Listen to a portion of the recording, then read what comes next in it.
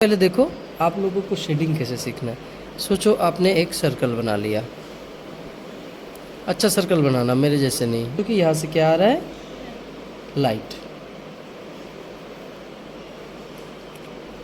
अब लाइट आने के बाद, ठीक है, लाइट आने के बाद आपको ये समझना पड़ेगा कि ये क्या हो जाएगा, हाईलाइट। ठीक है, आप कभी भी सूरज को चमकता हुआ देखोगे या किसी भी चीज़, सोना चमक रहा हो या मेरा चश्मा चमक रहा हो, तो जो ज़्यादा चमक रहा होता है वो एक्चुअली वाइट कलर है। ठीक है,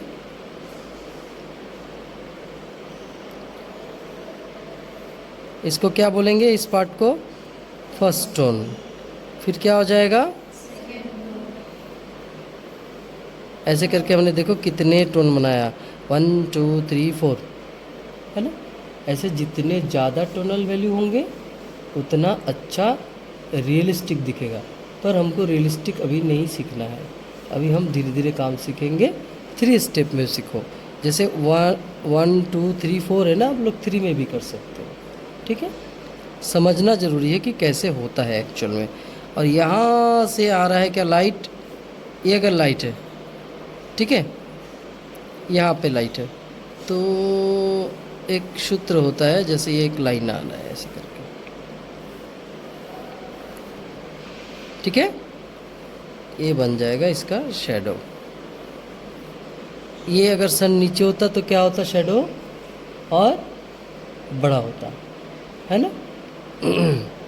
चलो स्ट्रोक का नियम देख लो। हाईलाइट को क्या करना है, देखो बेटा, मैं यहाँ से यहाँ तक स्ट्रोक एक बार में खींचता हूँ, पर ज़रूरी नहीं है, तो क्यों खींचे, हल्के हाथों से। इतना प्रेस नहीं करना है कि कॉपी में स्क्रैच आ जाए, और इतना शार्प नहीं करना है कि कॉपी में स्क्रैच आ जाए। एकदम शार्प करने से पूरा शार्प कर लो, फिर कहीं पे हल्का सा घिस लो कहीं दूसरी जगह, ठीक है, स्मूथ कर लो। नहीं, ये ठीक है, देख इसके सामने, ठीक है।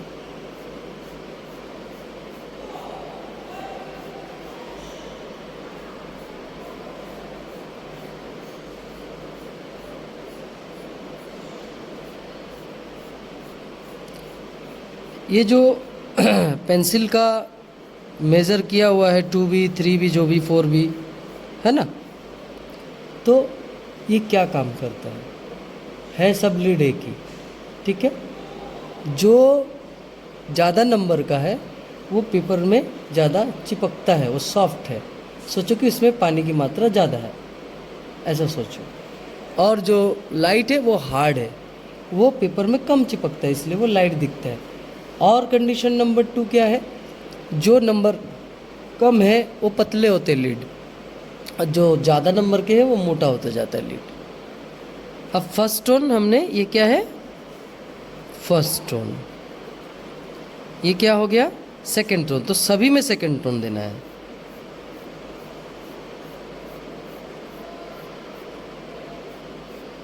फर्स्ट टोन को छोड़कर, क्योंकि इसको आप अगर तरीके से नहीं सीखोगे ना, तो फिर वो आप जो स्टिल लाइफ बना रहे हो उसको बनाने में आपको तकलीफ होगा।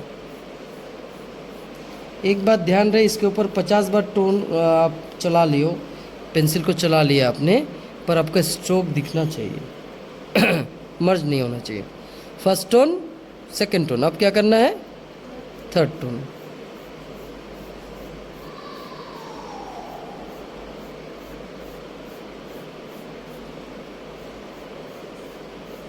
आप लोग कहीं पे भी घूमने जाओ, एक छोटा सा डायरी रखो अपने पास, है ना, स्केच करो, ठीक है।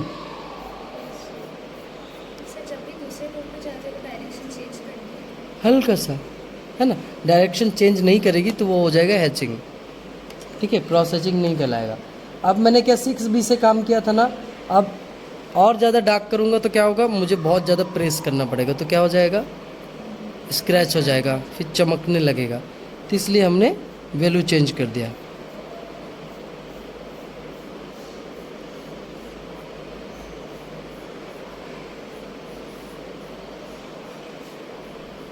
हुआ डार्क, पहले से देखो,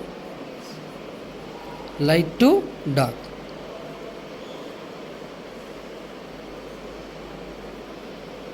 शैडो क्या होता है पता है? ये देखो,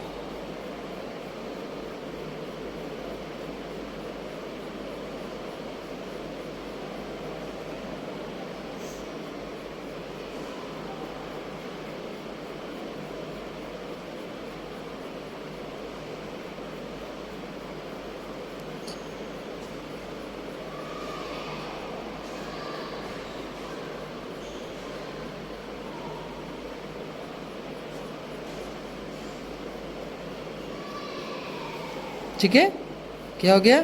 डार्क टू। अब मुझे चाहिए इरेजर पेंसिल, कोई देगा?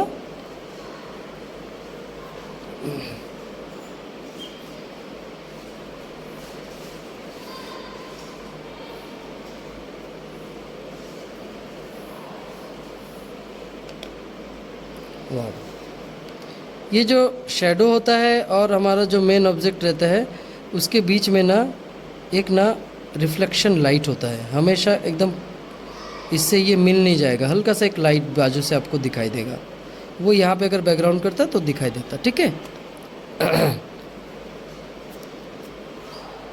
अब मैं आप लोगों को यहाँ पे सिंपल यहाँ पे भी दिखाता हूँ, दोनों कंडीशन अलग अलग है। ये हाईलाइट है, ये फर्स्ट टोन है, सेकेंड, थर्ड एंड फोर्थ। तो हमको क्या करना पड़ेगा, और थोड़ा सा मज़ेदार बनाने के लिए हम क्या कर सकते हैं, हम ले लेते हैं 4B, 6B और 8B, ठीक है। 4B पहले ले लेते हैं। ये देख रहे हो हाथ का पाम, इसको ऐसे सेट कर देना, हिलाना नहीं है हाथ को। ये देख, ये देख, लाइन खींच लिया। अब क्या करना है, देखना लॉक हो गया, ये आगे नहीं जा रहा है, तब हमको हाथ को खिसकाना है। अब जैसे कि तुम चाहते हो कि मैं यहाँ से यहाँ तक पूरा स्ट्रोक खींच लूँ, ये पेंसिल की लंबाई को बढ़ा दो और पूरा खींच सकते हो, ठीक है। थोड़ा सा छोटा स्ट्रोक, पेंसिल को छोटा कर दो, आगे बढ़ेगा ही नहीं।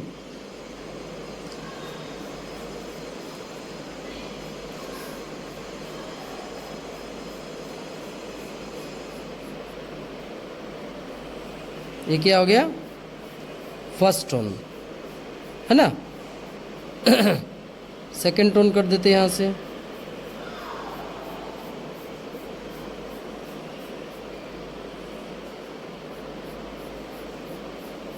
सेकंड टोन तो इससे कर ही सकते हैं, सेम पेंसिल का वैल्यू रहेगा, बस क्रॉस हैचिंग के कारण वो डार्क दिखेगा। ऐसा कौन है जिसको नहीं समझ में आ रहा है? गीत समझ में आ रहा है? अब हम क्या करेंगे, 6B का इस्तेमाल करेंगे। Highlight, first tone, second tone, third tone, fourth tone. अब सेकंड टोन को छोड़कर क्या करना है, थर्ड टोन हमको बनाना है।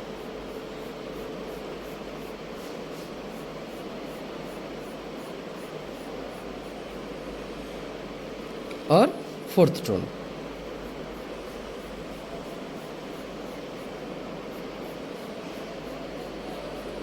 क्लियर? अब स्टैम्प लाओ।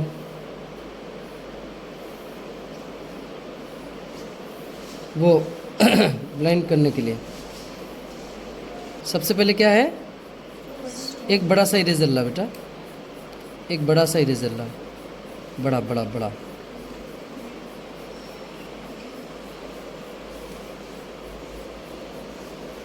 ये क्या हो गया, फर्स्ट टोन।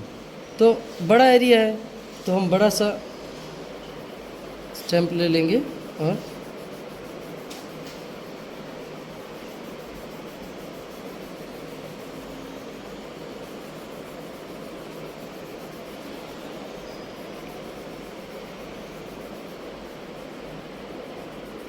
टिप से नहीं करना है? नहीं नहीं नहीं नहीं नहीं, टिप के लिए जो एकदम बारीक वाला है ना उससे करना है।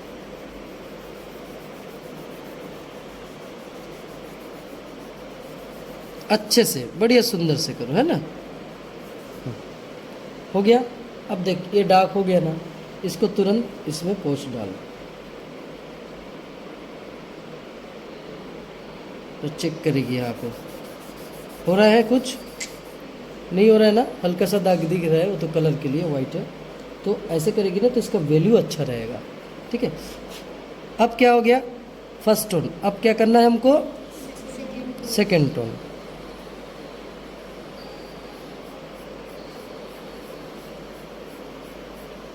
तो अगर मर्ज कर रही है ना तो ऐसे भी कर सकती है।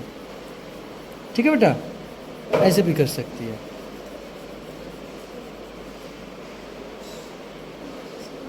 अगर मर्ज है तो ये जो स्ट्रोक का हल्का हल्का लाइन दिख रहा है ना वो भी नहीं दिखेगा। ये क्या हो गया सेकेंड टोन। याद रखना जब इसको मर्ज करोगे ना तो ये थोड़ा सा डार्क हो जाएगा। ये देखो सेकेंड टोन हो गया। अब क्या करना है,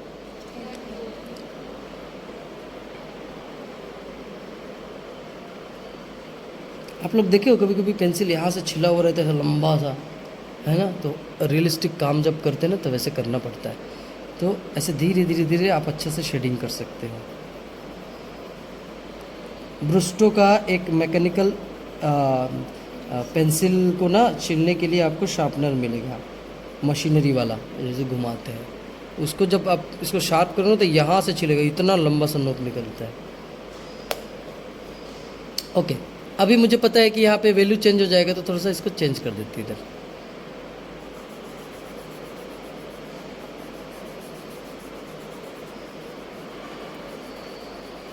एक क्या हो गया ये थर्ड टोन। अब 8 भी ले लेता हूँ।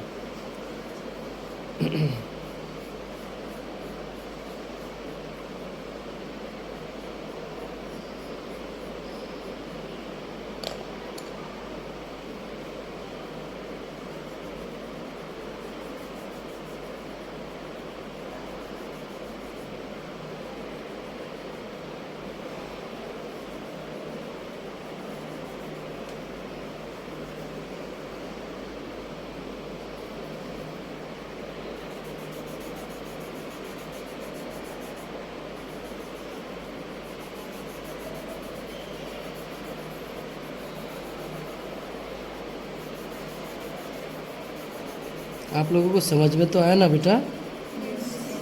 देखो ये टोनल वैल्यू सीखना इसलिए ज़रूरी है, अगर आप टोनल वैल्यू नहीं सीखोगे ना तो ये वाला चीज़ नहीं हो पाएगा। ठीक है, अब मैं इरेजर लेता हूँ और लूँगा एक पेपर, है किसी के पास?